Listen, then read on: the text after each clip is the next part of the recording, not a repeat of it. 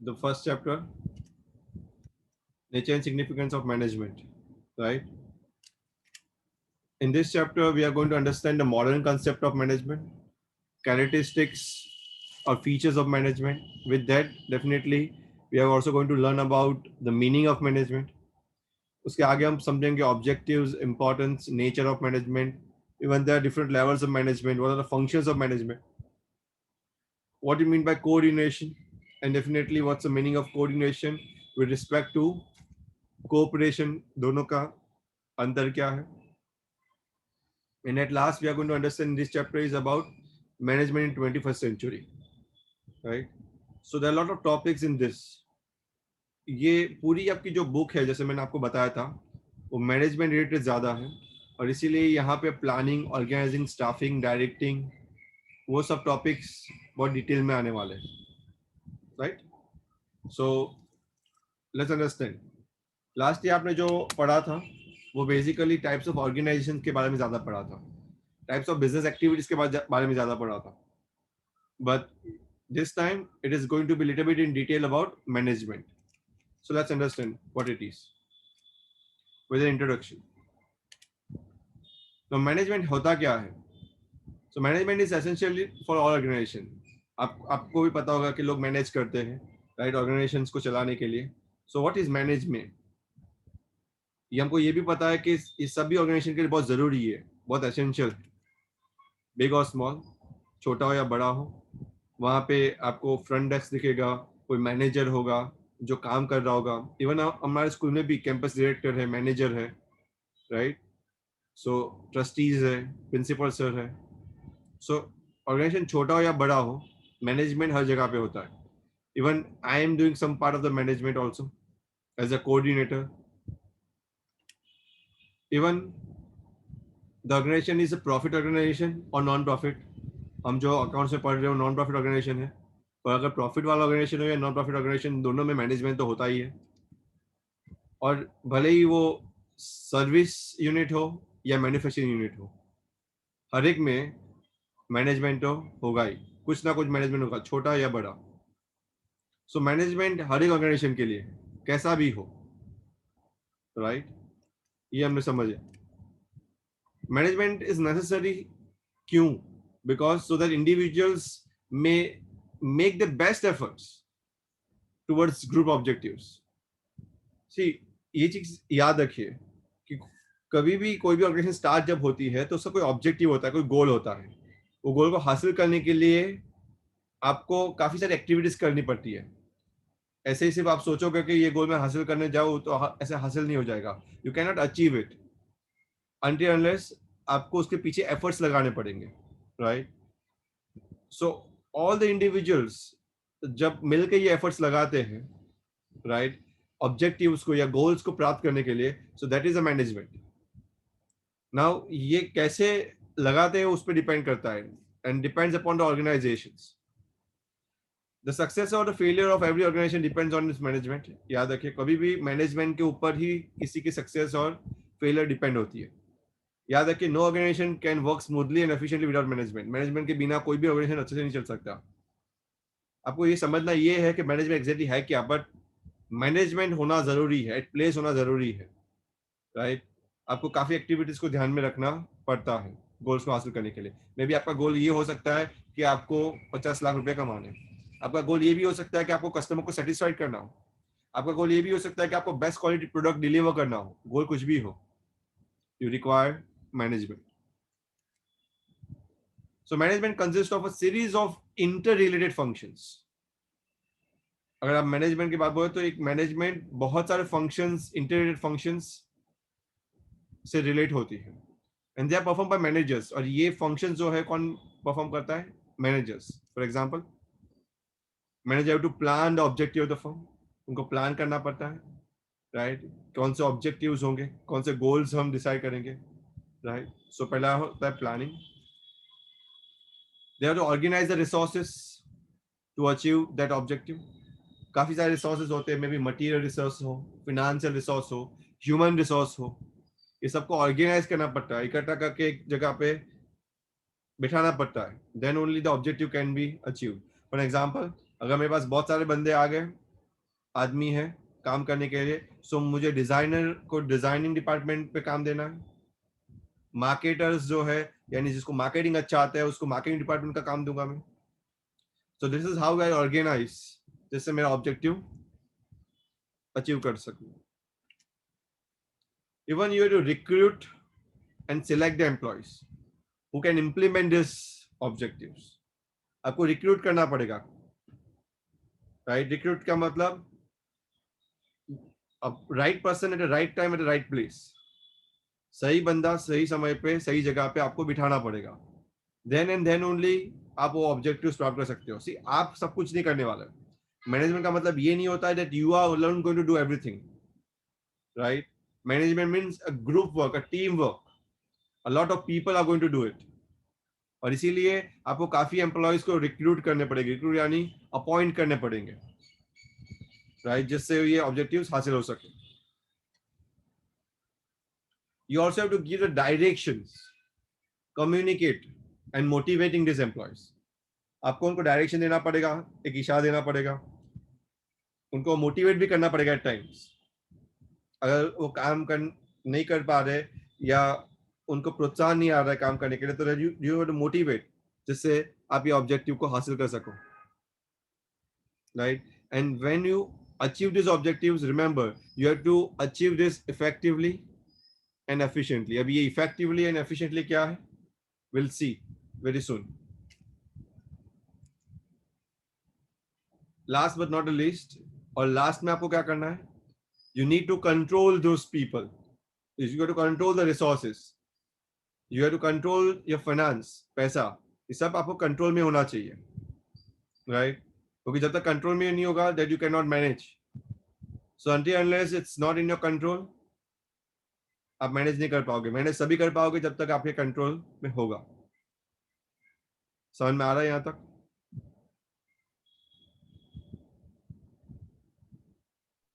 Yes, sir. Okay.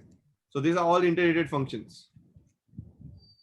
Now if we see the real life examples, अगर हम real life examples में देखें, तो there are many big industrialists जो successful manager के तौर पे बोले जाते हैं. जैसे शिव नादार है, HCL टेक्नोलॉजीज के मालिक, नेस्ली वाडिया और Bombay Dyeing, Bill Gates of Microsoft, Indra Nooyi of PepsiCo, Mukesh Ambani of Reliance, and many more. There are many. But these eminent people, जिसको हम बोल सकते हैं, they are the very good managers, right? They are very successful managers, right? So what is the modern concept of management? Management का concept है क्या? What the management says that you need to understand. So management is a process of getting things done. पहले तो ये समझो कि management process किसका है, चीजों को करवाने का, right? Now remember, when you get the things done, it doesn't mean that you do it by yourself. So मतलब ये नहीं कि आप खुद ही करोगे ये get things done. Remember, management ये प्रोसेस है to getting things done through others. अगर आप खुद ही काम करोगे तो उसमें कोई मैनेजमेंट नहीं है. मैनेजमेंट तो तभी बोला जाएगा जब आप दूसरों से करवाओगे अच्छे से. सो आपको काम करवाना अगर जब आता है, that is the true sense of management. So it's a process of getting things done with the aim of achieving goals effectively and efficiently. और उसमें एम क्या होना चाहिए कि आप ये गोल्स को हासिल करो effectively और efficiently. It means three things. उसका मतलब यहाँ पे जो अंडरलाइन किया गया है ना, एक ये प्रोसेस है, गोल्स को अचीव भी करना है एंड इफेक्टिवली और एफिशिएंटली भी करना है. ये तीन चीज इंपॉर्टेंट है. It means three things. Number one is a process. Process का मतलब क्या? Management refers to a series of steps. अगर आपको कुछ आउटपुट निकालना है तो आपको एक चीज नहीं, बहुत सारी चीजें करनी पड़ेगी. There's a series of steps you to do, right? और basic functions to get a things done, जिससे कुछ काम हो सके. So it is not one part of the thing. There are many parts of the thing you have to cover, right? आपको एक चीज को नहीं देखना है, बहुत सारी चीजों को देखना है. जस्ट सोचो, बड़ी ऑर्गेनाइजेशन जैसे कि ITSC है, रिलायंस है, जैसे कि अडानी ग्रुप ऑफ इंडस्ट्रीज है. If you think about those organizations, they are very big, they are very large, they are very huge, right? आपने देखा होगा गूगल, आपने फेसबुक, ये सब सुना होगा. सो यहाँ पे क्या एक लोग काम करते हो? नहीं, 50-50 हजार लोग काम करते हैं एक ऑर्गेनाइजेशन में. सो सबके अलग अलग फंक्शंस होते हैं. And how you get two things done. So management एक प्रोसेस है. एक चीज याद रखिए, मैनेजमेंट का मतलब ये नहीं है कि just to get things done, एक चुटकी मनी हो जाएगा. ये पूरा प्रोसेस है. ये प्रोसेस को समझना पड़ेगा हमको पहले. Second, achievement of goal. उसका मतलब ये होता है, the modern concept of management insist that all the functions and activities, जितने भी फंक्शंस, अगर आप मैनेजर हो, राइट, तो जितने भी फंक्शंस आप करो या एक्टिविटीज आप करो, right, of the managers must be directed towards a common organization goal. एक common organization goal की तरफ डायरेक्ट होना चाहिए. ये गोल आपके बदल सकते हैं. एक गोल खत्म होने के बाद दूसरा गोल आ सकता है, राइट. सो डेफिनेटली ये गोल को अचीव करने के लिए ये प्रोसेस है पूरा. The entire process is of achieving those goals. समझ में आ रहा है ये?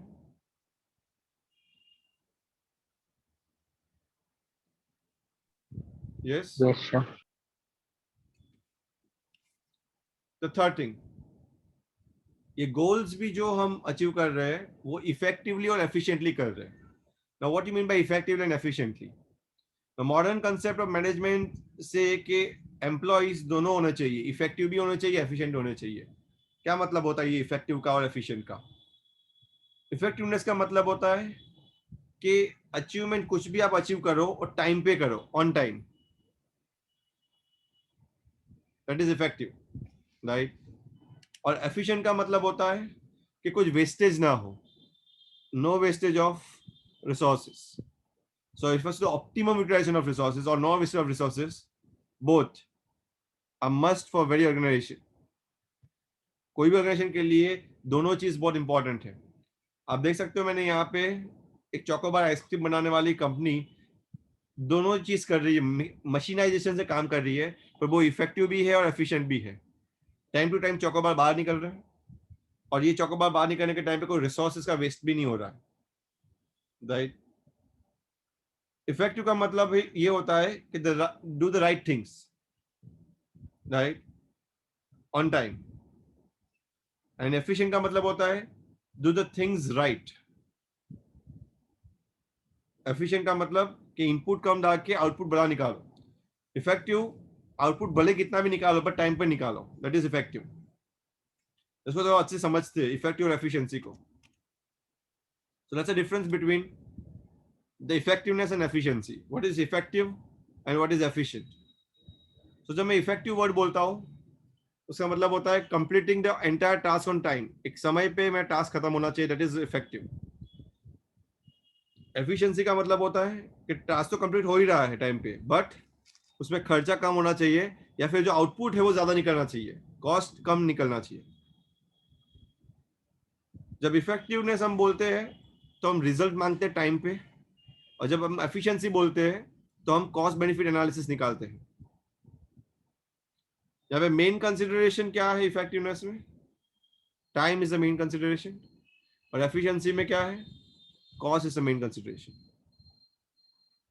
एक अच्छे से एग्जांपल से समझाता हूं मैं आपको. समझ लो कि एक एनुअल टारगेट है वर्कर का कि 1000 यूनिट प्रोड्यूस करना है, right. Now this employ achieve his target by wasting various resources and by mishandling the machinery, right. तो टारगेट तो अचीव कर लेता है, टारगेट अचीव करने में ना नहीं है, टाइम टू टाइम कर लेता है, पर उस करते करते टारगेट अचीव करते करते काफी सारा मिसहैंडल करता है मशीन को. तो मैं ये बोल सकता हूं कि इफेक्टिव तो है, राइट, पर ये एफिशिएंसी नहीं है यहाँ पे, राइट. यानी टाइम टू टाइम खत्म तो हो गया, बट संस्था को, ऑर्गेनाइजेशन को कोई बेनिफिट नहीं हुआ. Why? Because only effectiveness is not required, क्योंकि इसके साथ साथ उसके मशीन काफी वेस्ट हो गए. You also need to have efficiency. So effectiveness and efficiency are two sides of the same coin. एक ही सिक्के के दो बाजू हैं. One without other is no use. क्योंकि अगर आपका टारगेट खत्म हो जाता है पर आप उसमें मशीन वेस्ट कर लेते हो, चीजों को वेस्ट कर लेते हो, रिसोर्सेज वेस्ट कर लेते हो, तो क्या मतलब उसका? There's no meaning. क्योंकि अल्टीमेटली तो ऑर्गेनाइजेशन को खर्चा लगेगा उसका वापस, राइट? और आप ज्यादा प्रॉफिट नहीं कमा पाओगे,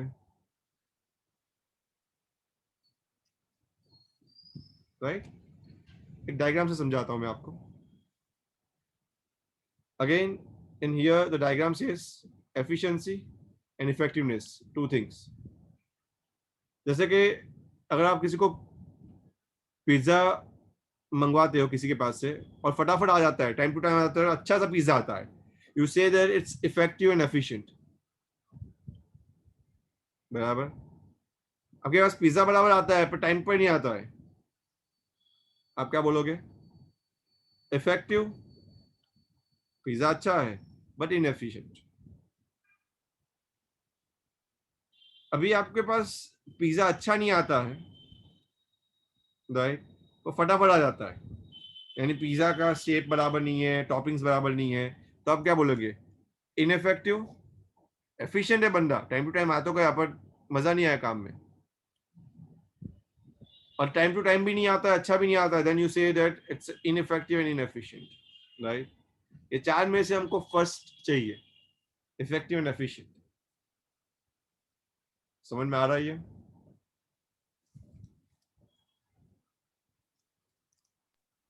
Yes, sir. Let's understand the definition of management, right? And today let's understand the brief characteristics of management. I'm going to stop there. I'm not going to go ahead than this, but समझ लेते हैं management क्या है. So management is establishing an effective environment for people operating in a formal organization. Kunz and O'Donnell की definition है. Now ये Kunz and O'Donnell managerial scientist है, you can say social scientist है, सामाजिक विज्ञान. So they research on management and they devise this definition. Management क्या है? उनका कहने का मतलब ये है कि एक इफेक्टिव एनवायरनमेंट को क्रिएट करना है जहां पे पीपल, जहां पे लोग एक फॉर्मल ऑर्गेनाइजेशन की तरह काम कर सके. अगर आप वो एनवायरनमेंट क्रिएट ना कर सको, आप लोगों को गैदर नहीं ला सको, लोगों को काम करने के लिए तैयार नहीं कर सको, तो वो मैनेजमेंट नहीं है. एक दूसरी डेफिनेशन समझते हैं. Management is the coordination of all resources. सब रिसोर्सेज का कोऑर्डिनेशन करना, इकट्ठा करना through the process of planning, organizing, directing, and controlling in order to attain stated objectives. अब हर एक रिसोर्सेज का ऐसे कोऑर्डिनेशन करो, राइट, कि आप ये सभी फंक्शंस को निभा सको. Planning, organisation, directing, controlling. ये फेडरिक टेलर ने दिया है, राइट? This is also correct. You don't need to remember all definitions. Any one definition you can remember, right? आपको सभी डेफिनेशन को याद रखने की जरूरत नहीं है. Let's understand characteristics one by one. Characteristics means features, how the management looks like. अगर आप मैनेजमेंट बोल रहे हो तो मैनेजमेंट कैसा है ये समझना है, तो ये कैरेक्टरिस्टिक समझना जरूरी है. Number one, it is a goal-oriented process. Now, what do you mean by goal-oriented process? The functions and activities of the manager lead to achievement of organizational objectives. जो भी मैनेजर जो करता है, राइट, उससे organisation objective को हासिल करने के लिए करता है. दैट इज गोल ओरिएंटेड, यानी गोल दिमाग में रख के ही करता है. Where there is no goal, remember that is no management. गोल के बिना कोई मैनेजमेंट है ही नहीं. तो अगर आपके दिमाग में ये गोल नहीं है कि आपको क्या हासिल करना है, आप मैनेजमेंट क्या करोगे? किसी का भी नहीं कर पाओगे, right? So you should have an idea, you should plan it, you should make a strategy, and then only you get success, right? Management is all pervasive. Management हर जगह है, right? Management is a universal phenomenon. यहाँ पे मैंने आपको जो picture दिया है वो चींटियों का दिया है. चींटियां कुछ खाना ले जा रही है, but look how they are organizing, how they are helping each other and just take the food ahead, right? Food बहुत बड़ा है, एक आदमी उठा नहीं सकता, एक चींटी नहीं उठा सकती, कहने का मतलब. Then also they are doing management. It means management सिर्फ humans में नहीं है. Management आपको दुनिया के हर एक फिनोमिनन में आपको दिखता है, यूनिवर्सल है. एक बिल्डिंग बनता है तो उसका भी ढांचा जो बनता है, it is all management. The workers are managing out, right? So any activity that is happening, somewhere down the line, there's a management. So it is all pervasive, it is everywhere.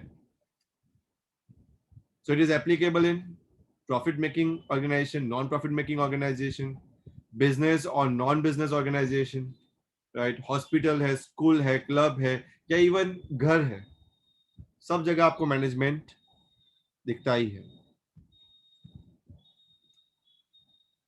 Third characteristic. Now this characteristics are a little bit need to understand. It's a multi-dimension. उसके एक dimension नहीं है, multiple dimension है उसके. यानी management जब मैं बोलता हूँ तो मैनेजमेंट यानी चीजों का management.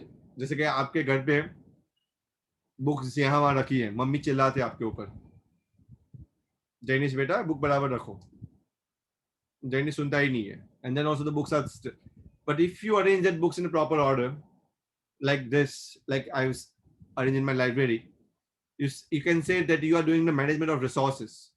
But management of resources is not only the management. ये सिर्फ अकेला मैनेजमेंट नहीं है. Management of people, management of operations. तो मैनेजमेंट एक तरह का नहीं है, मैनेजमेंट बहुत तरह के हैं, कहने का मतलब.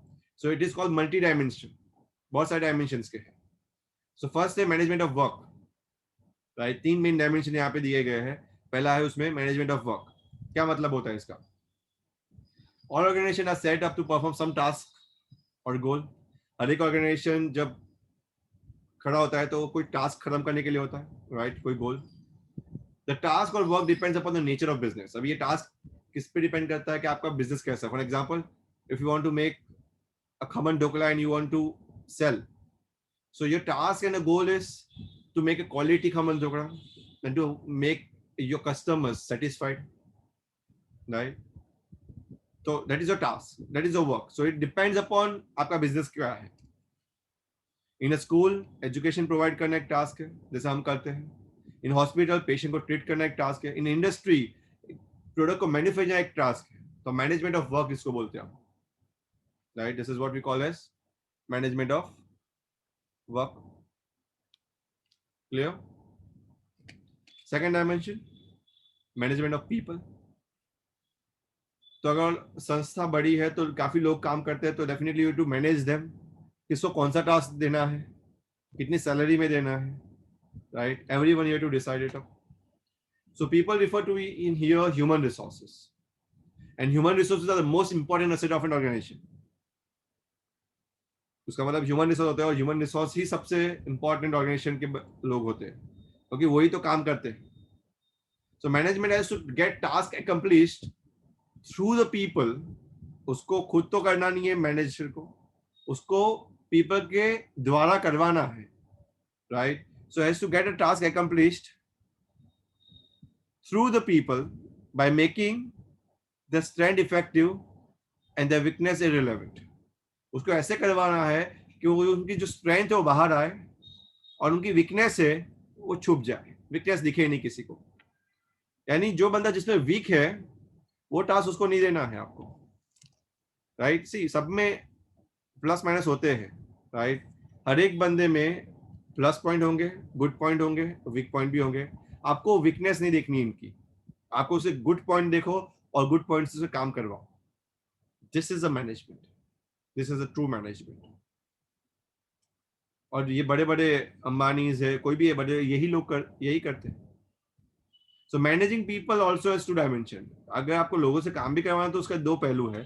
पहला है कि एम्प्लॉय की इंडिविजुअल नीड्स को समझो, उनको क्या चाहिए वो समझो, राइट? और उस हिसाब से उसके काम करवाओ. And taking care of group of people.